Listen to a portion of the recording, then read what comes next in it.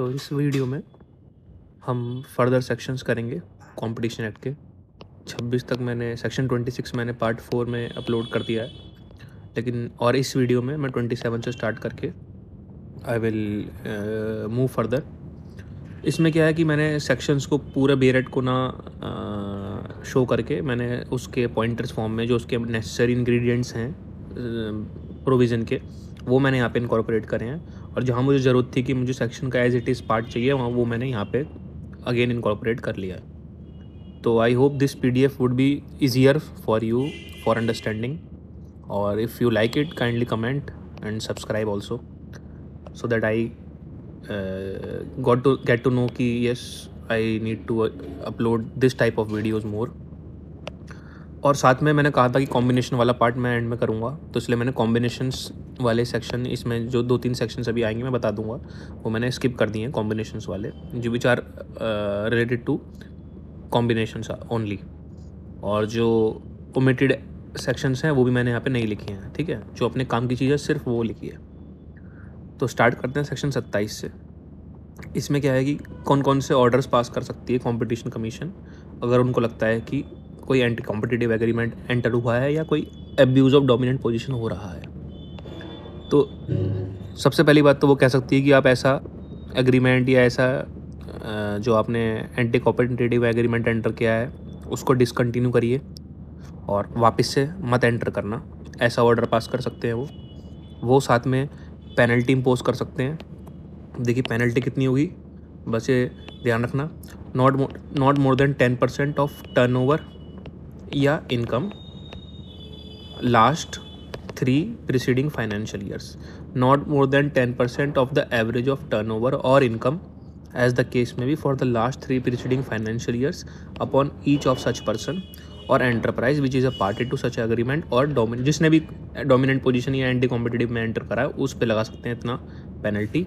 और अगर कार्टल्स हैं तो उसमें दो अगेन उसमें डिवीज़न है, या तो उसमें जो पेनल्टी इम्पोज होगी, देखिए यहाँ पढ़ते हैं, provided that in any case which has been entered into by a cartel by the commission में इम्पोज अपॉन सच प्रोड्यूसर या सेलर या distributor including in that cartel a penalty up to 3 times of its profit, a penalty of up to 3 times of its profit for each year or 10% of its turnover or income as the case may be for each year from the continuance of such agreement।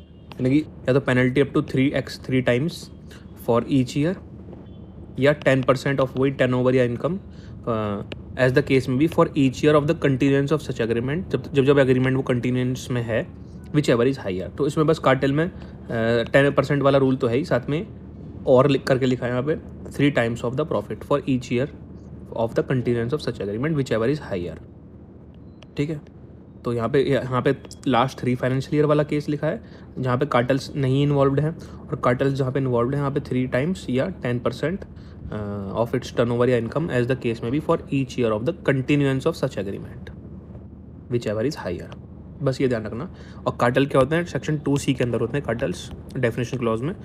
Simple कोई भी traders producer sellers साथ में कोई association में enter कर जाएँ और ऐसे एग्रीमेंट में एंटर कर जाएँ कि हम कोई प्राइस कंट्रोल करेंगे, सप्लाई कंट्रोल करेंगे, और ठीक है। तो इस टाइप के कोई एग्रीमेंट्स जो एसोसिएशन फॉर्म करते हैं, एसोसिएशन मतलब traders, group of manufacturers, producer, seller etcetera, ये सब आ जाते हैं उसके अंदर, ठीक है। उसको हम कार्टल बोलते हैं।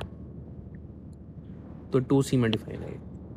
हम आगे बढ़ते हैं, और ये एक छोटी सी चीज़ है कि टर्नओवर मतलब ग्लोबल टर्नओवर, जो भी उसके टोटल गुड्स सेल हुए हैं, प्रोड्यूस हुए हैं, तो कलेक्टिवली देखेंगे ग्लोबल टर्नओवर देखेंगे हम साथ में, ठीक है। और साथ में एक चीज़ और है कि क्या ऑर्डर कर सकती है वो कंपटीशन कमीशन कि एग्रीमेंट को मॉडिफाई करा जाए।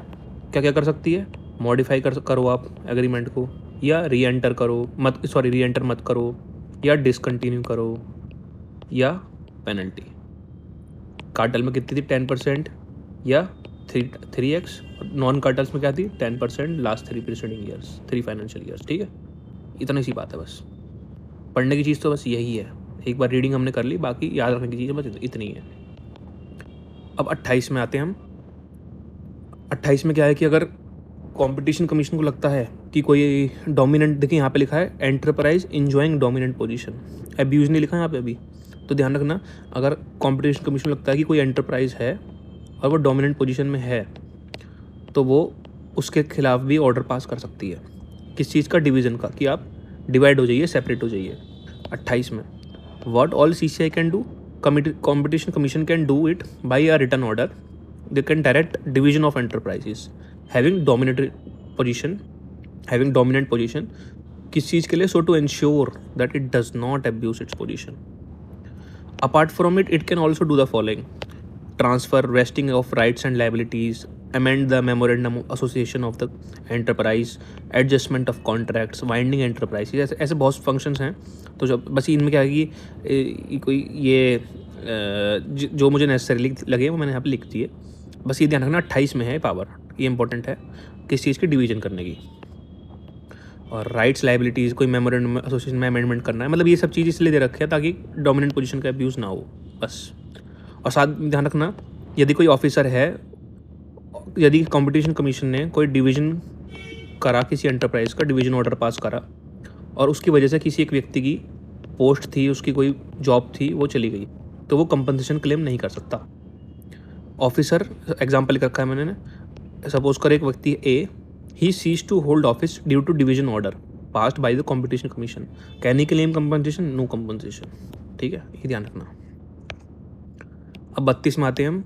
Acts taking place outside India but having an effect on competition India, यानी कि कोई भी चीज़ इंडिया के बाहर हुई है, आउटसाइड इंडिया, लेकिन उसका इफेक्ट क्या हो रहा है? इंडिया में हो रहा है। उसका इफेक्ट इंडिया के रेलेवेंट मार्केट में अप्रिशिएबल एडवर्स इफेक्ट हो रहा है, तो कंपटीशन कमीशन उसके लिए भी कोई स्टेप्स ले सकती है, वो सेक्शन 32 में लिखे हैं। Acts taking place outside in India but having an effect of competition in India, तो commission shall notwithstanding that कि suppose agreement referred into 3 anti competitive agreement has been entered into outside India, any party to agreement is outside India.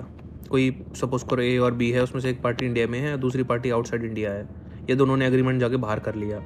Enterprising price abusing the dominant position is outside the India, combination भी बाहर हुआ, party combination के लिए बाहर है, मतलब agreement, combination, abuse, सब कुछ या तो बाहर आपने एंटर करा एग्रीमेंट में, या कोई भी पार्टी है, one of the party that is outside India, या एनी अदर मैटर और प्रैक्टिस और action arising out of such agreement is मतलब आउटसाइड इंडिया हैव कोई भी एनी अदर मैटर, ठीक है, जिससे फ़र्क पड़ रहा है इंडिया के रेलेवेंट मार्केट में, which is likely to have appreciable adverse effect on competition in the relevant market in India. तो कंपटीशन कमीशन के पास वही सिमिलर पावर्स होंगी जो सेक्शन 19, 20, 26 ये सब सेक्शन हैं जिसमें इंक्वायरी पावर्स हैं, प्रोसीजरल पावर्स हैं कंपटीशन कमीशन की, तो वो ऐसे नेसेसरी ऑर्डर्स पास कर सकती है जिससे इंडिया के मार्केट पे अफेक्ट ना हो। ठीक है, तो 32 इंपॉर्टेंट है क्योंकि ये एक ब्रॉड पावर देता है कंपटीशन कमीशन को। तो 32 याद रखने का तरीका क्या है? जब हम आर्टिकल 32 पढ़ते हैं कॉन्स्टिट्यूशन ऑफ इंडिया का, तो उसमें भी ब्रॉडर पावर्स है, सुप्रीम कोर्ट की रिट पावर्स, कितनी सारी पावर्स हैं। तो ऐसे ही सेक्शन 32 में कंपटीशन कमीशन इंडिया की भी काफ़ी ब्रॉड पावर्स है कि ऐसी आउटसाइड इंडिया वाली। ठीक, और 33 में क्या है? Interim orders. 32-33 देखिए इंपॉर्टेंट है सेक्शंस। 33 में क्या है कि इंटरिम ऑर्डर पास कर सकती है वो। इंटरिम ऑर्डर मतलब कोई टेम्प्रेरी फॉर्म के ऑर्डर होते हैं या ड्यूरिंग पेंडेंसी ऑफ इंक्वायरी वगैरह होते हैं ये, तो उनको लगता है कि ये कोई स्टेटस को मेंटेन करना है या कुछ भी चीज़ गलत हो सकती है फ्यूचर में, तो वो भी उसको प्रिवेंट करने के लिए इंटरिम ऑर्डर पास कर सकते हैं। ठीक है, तो power to issue interim order. 33 competition commission satisfied कि कोई भी एंटी कॉम्पिटिटिव एब्यूज डोमिनेट, ये तीन चीज़ें हैं भाई कंपटीशन एक्ट में, इज कमिटेड या कोई ऐसा एक्ट हुआ है या हो रहा है या होने वाला है, तो it can temporary restrain until further orders या अंटिल कंक्लूजन ऑफ इंक्वायरी। ठीक है, कोई टेम्पररी ऑर्डर पास कर सकती है जो मैंने बताया। साथ में it can also do it without notice to the party if necessary, यानी विदाउट एक्स पार्टी भी पास कर सकती है ये, अगर फैक्ट्स ऐसे हैं कि ज़रूरत है आपको विदाउट ऑर्डर पास करने की, सॉरी विदाउट नोटिस पास करने की, तो ये भी कर सकता है। ठीक है, एक्स पार्टी एक्सप्लिसिटली ये वर्ड लिखा नहीं है, पर इसका मतलब यही है कि विदाउट नोटिस। तो ये देना 32 में पढ़ा हमने आउटसाइड इंडिया इनसाइड इंडिया वाली पावर्स, 33 में पढ़े हमने इंटरिम ऑर्डर्स। 35 में क्या? अपीयरेंस। कमीशन के सामने अपेयर कौन होगा? जैसे कोर्ट में एडवोकेट्स अपेयर होते हैं, तो कमीशन में कौन अपेयर होगा? देखिए, कोई भी पार्टी अपेयर हो सकती है। पार्टी यानी कि कोई भी एंटरप्राइज है या कोई भी कंसर्न पार्टी है, तो वो अपेयर हो सकती है। डायरेक्टर जनरल अपेयर हो सकते हैं, जो हमने पढ़ा था ऊपर। डायरेक्टर जनरल क्या करते हैं? असिस्ट करते हैं कंपटीशन कमीशन को। या you can also authorise any CA, chartered accountant, any company secretary CS, any cost accountant, any legal practitioner और एनी अदर ऑफिसर। ठीक है, तो ये सब लोग अपेयर हो सकते हैं कंपटीशन कमीशन के समक्ष। और साथ में कोई भी पार्टी चाहे तो एक्सपर्ट ओपिनियन के लिए किसी एक्सपर्ट को भी कॉल कर सकती है, जो भी एक्सपर्ट है किसी फील्ड में, इकोनॉमिक्स के, इंटरनेशनल ट्रेड। ठीक है, तो यही सब रिक्वायरमेंट है भाई कंपटीशन कमीशन में, यही सब सब्जेक्ट्स की रिक्वायरमेंट है, तो इसलिए इसी चीज़ का एक्सपर्ट चाहिए आपको। ये सिंपल, इसको देख लेना, इसमें कुछ भी नहीं है। CA means any CA under CA act. Company secretary मतलब कंपनी सेक्रेटरी एक्ट के अंदर जो भी व्यक्ति के पास प्रैक्टिसिंग लाइसेंस वगैरह है, तो नॉट नेसेसरी। अब देखिए, प्रोसीजर की बात आती है। ये जो कंपटीशन कमीशन है, इनको फॉलो करना है प्रिंसिपल ऑफ नेचुरल जस्टिस। ठीक है, दोनों पक्षों को सुनवाई करनी। नो वन शैल बी जज इन इट्स ओन केस। ठीक है, ऐसे वाले प्रिंसिपल्स फॉलो करने हैं। ये तो हर जगह ही फॉलो करने होते हैं आपको। और it can also regulates its own procedure subject to central government rules. और it has power of CPC like discovery, summoning, affidavit, evidence, public record. क्योंकि यही पावर्स आगे आएगा। डायरेक्टर जनरल होता है ना जो, उसके पास भी यही सब पावर्स है, ताकि वो इन्वेस्टिगेशन, इंक्वायरी अच्छी तरीके से कर सके। डिस्कवरी, समनिंग, कोई डॉक्यूमेंट मंगाना है, एफिडेविट पे एविडेंस लेना है, कोई पब्लिक रिकॉर्ड को मंगाना है, कोई डिस्कवरी करवानी किसी डॉक्यूमेंट की, तो ये सब होती है CPC में, ऑर्डर 11 में, ऑर्डर 19 में। ठीक है, ये सब। और इट में ऑल्सो कॉल एक्सपर्ट्स। अगेन ये भी एक्सपर्ट बुला सकते हैं, इकोनॉमिक्स, अकाउंटेंसी, इंटरनेशनल ट्रेड के जो भी एक्सपर्ट्स हैं उनको। किस चीज़ के लिए? वही फॉर असिस्टेंस इंक्वायरी, तो हमें पता ही है ये चीज़ तो। और इट की किसी competition commission can also direct any person to produce documents और books before the director general, secretary और एनी अदर ऑफिसर कंसर्न्ड। तो कोई अकाउंट बुक्स मंगानी है, कोई लेजर बुक मंगानी है, तो ये भी आप कंपटीशन कमीशन कह सकती है कि आप ये अकाउंट बुक ये बिफोर डायरेक्टर जनरल प्रोड्यूस करें इस दिन को, इस तारीख पे, for so that inquiry can be proceeded smoothly. देखिए, ऑर्डर को भी रेक्टिफाई कर सकती है कंपटीशन कमीशन। ये 38 में है, ध्यान रखना इस चीज़ को, कि कोई भी पेटेंट एरर है, कोई भी क्लरिकल एरर टाइप का है, तो ये उसको ठीक कर सकते हैं। लेकिन कोई भी सब्सटेंटिव चीज़ है जो ऑर्डर की, उसको चेंज नहीं कर सकते। ठीक है, it mistake apparent on record को चेंज कर सकते हैं।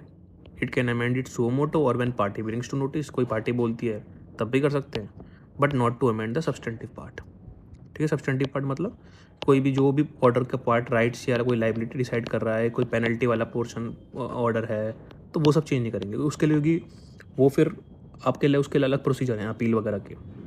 तो ओनली जो पेटेंट छोटी मोटी चीज़ें हैं उनको ही आप चेंज कर सकते हैं ऑर्डर्स के अंदर, 38 के अंदर। अब ऑर्डर को एग्जीक्यूट कैसे करेंगे? सपोज करो कंपटीशन कमीशन ने किसी पे पेनल्टी इम्पोज कर दी, ठीक है, ABC कंपनी पे, वो पेनल्टी नहीं दे रही, तो क्या प्रोसीजर है? तो इफ़ ए पर्सन फेल्स तो रिकवर एज पर रेगुलेशंस। तो रेगुलेशंस इनके एक्ट में ही होते हैं, रूल्स रेगुलेशंस, उसके हिसाब से आप रिकवर करेंगे, वो हमें पढ़ने की कोई आवश्यकता भी है नहीं। दूसरा, अगर CCI को लगता है कि हमें एक्सपीडाइट रिकवरी करवानी है, फास्ट रिकवरी करवानी है, हमने मनी की, हमने पेनल्टी की, तो वो इनकम टैक्स अथॉरिटीज़ की हेल्प ले सकते हैं। तो CCI में refer to ITA, income tax authority, to recover it if it is expedite. ठीक है, देन द पर्सन, और ठीक है, उनको रेफ़र कर देंगे CCI वाले इनकम टैक्स अथॉरिटी को। और जब रेफ़र कर दिया तो जिस पर्सन से CCI कलेक्ट करने वाला था, वो पर्सन अब कहलाएगा SSC in default, IT act. जो फिर उससे जो रिकवरी होगी वो एज़ पर IT एक्ट होगी। तो इसलिए IT एक्ट में जो भी टर्मिनोलॉजी यूज़ होती है, लाइक SSC इन डिफ़ॉल्ट हो गई, तो उससे रिकवरी करी जाएगी ABC कंपनी से, और प्रज्यूम किया जाएगा कि ABC कंपनी इज है SSC in default for the purpose of IT act. ठीक है, इससे रिकवरी और भी तेज़ हो जाएगी, फास्ट रिकवरी हो जाएगी। तो ये पढ़ने की एक्ट की मैंने लैंग्वेज इनकॉर्पोरेट करी as it is copy paste, but it is not, no need to read this. इसमें क्या है कि यानी reference to this income tax act, ये हमारे लिए कोई आवश्यकता नहीं है। और ड्यूटीज़ क्या है इनकी? DG की, बाबा DG के बारे में हमने पढ़ा इतना सारा। तो ये इन्वेस्टिगेशन पावर होती है इनकी 41 में।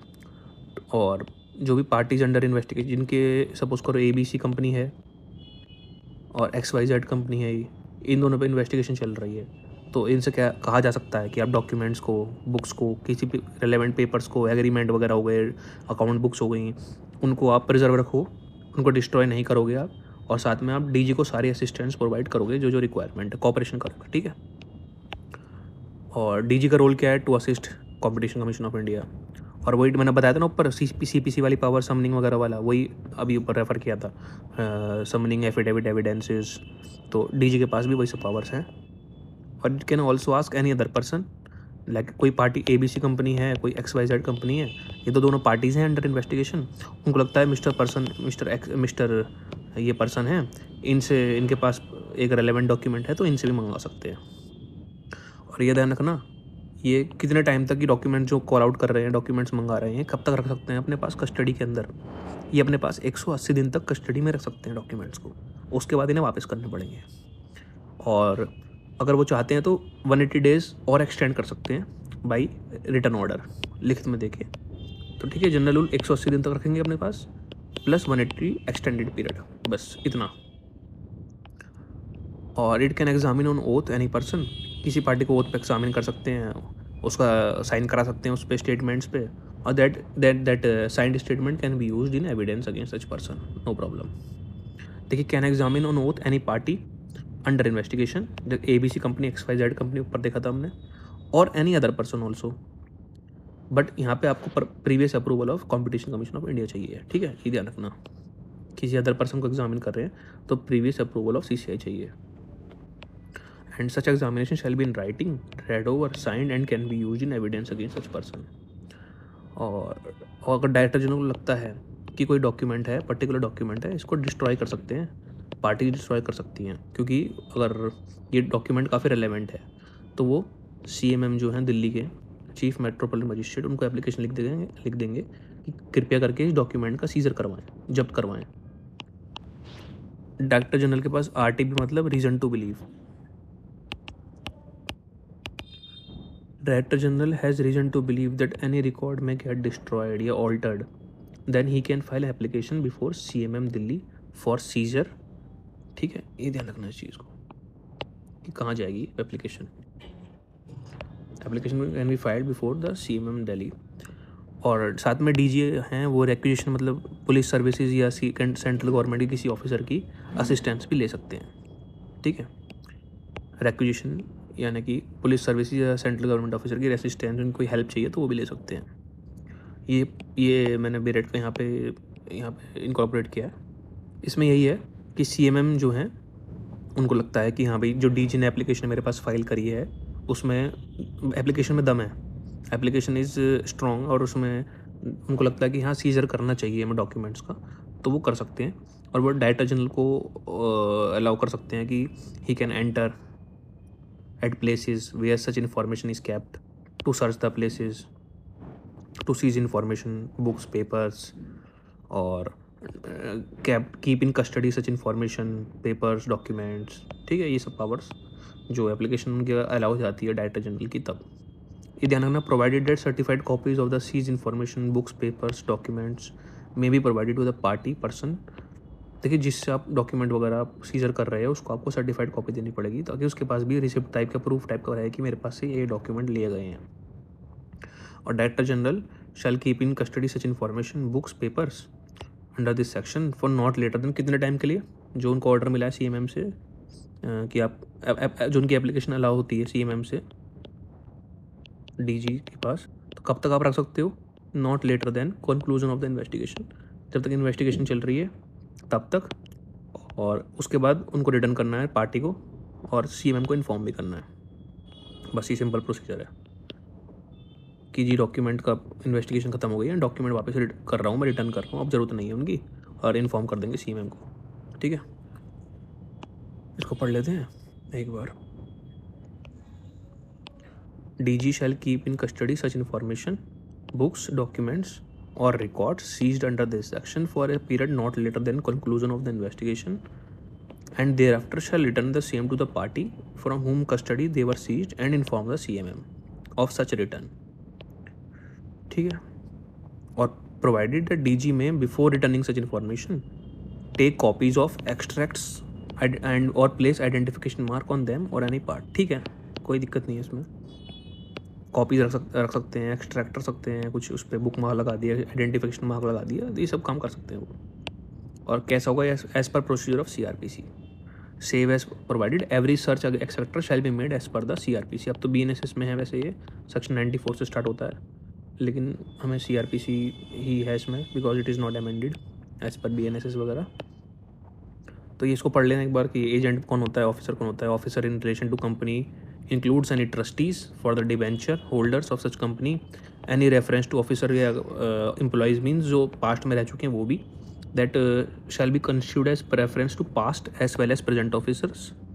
एजेंट मतलब कोई भी व्यक्ति जो किसी और के बिहाफ पे कार्य कर रहा है, to act on the behalf of such person and include the bankers, person employed as auditor, legal adviser etcetera. ठीक है, सो आई होप अगर ठीक लगा हो कि समझ में आया हो तो you can always comment and subscribe also, and I will upload the further videos shortly.